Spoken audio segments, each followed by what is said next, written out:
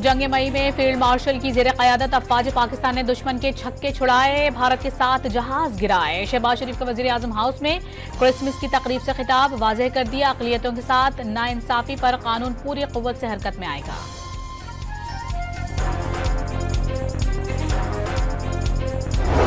Vatican city में Christmas की मरकजी तकरीब, पोप लियो ने दुनिया भर में जंगों के खात्मे की अपील कर दी। फ़लस्तीन, लेबनान, शाम, इजराइल और यूक्रेन में अमन इस्तेहकाम के लिए दुआ।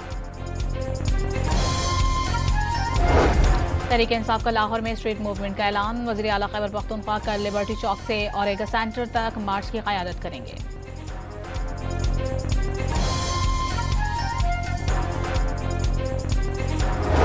इलेक्शन कमीशन ने कोयटा में बल्दियाती इलेक्शन मुअत्तल कर दिए, नोटिफिकेशन जारी। 28 दिसंबर को शेड्यूल बल्दियाती इंतखाबात ता हुक्म सानी मुअख्खर।